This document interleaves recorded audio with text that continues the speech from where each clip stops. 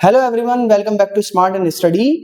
Today's class is about accounting principles part 2 और आज की क्लास कॉमर्स स्टूडेंट्स के लिए बहुत इंपॉर्टेंट है, इसलिए वीडियो को एंड तक देखिएगा।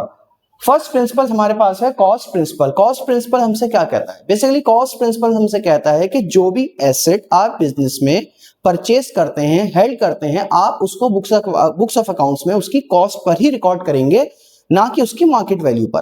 जैसे कि आपने कोई फर्नीचर खरीदा बिजनेस में 20,000 रुपीज का, 20,000 रुपीज का आपने फर्नीचर खरीद लिया, आप उसको बुक्स ऑफ अकाउंट्स में 20,000 का ही रिकॉर्ड करेंगे।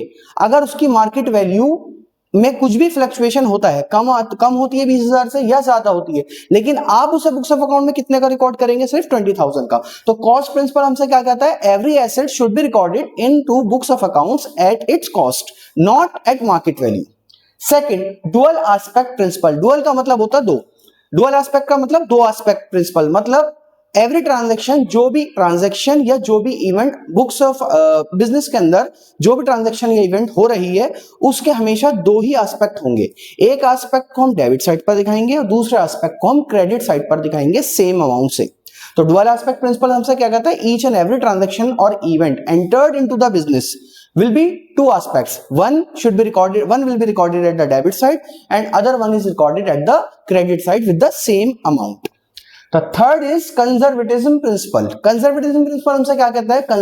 Conservatism principle हमसे ये कहता है कि अगर आपको ऐसा लगता है कि फ्यूचर में कोई लॉस होने वाला है या आप कोई खर्चा करने वाले हो, तो अगर फ्यूचर में ऐसा लगता है कोई लॉस या कोई खर्चा होने वाला है, तो आप उससे खर्चे को, उस लॉस को अभी रिकॉर्ड कर लो, यानी कि आप मान लो कि वो लॉस आपका हो गया। But on the other hand, अगर आपको ऐसा लगता है कि कोई प्रॉफिट होने वाला है, फ्यूचर में आपको ऐसा लगता है कि कोई प्रॉफिट होने वाला है, तो ये प्रिंसिपल कहता है कि प्रॉफिट को जब तक रिकॉर्ड मत करो जब तक वो प्रॉफिट आप रिसीव ना कर लो। तो according to conservatism principle, we will take into consideration all anticipated losses but not all anticipated profits. Conservatism principle का दूसरा नाम होता है prudence principle. Verifiable objective principle हमसे क्या कहता है? वेरीफाइबल ऑब्जेक्टिव प्रिंसिपल हमसे कहता है जो भी ट्रांजैक्शन या जो भी इवेंट बिजनेस में हुई, उसको आप बुक्स ऑफ अकाउंट में रिकॉर्ड करोगे after it's verification from its source document.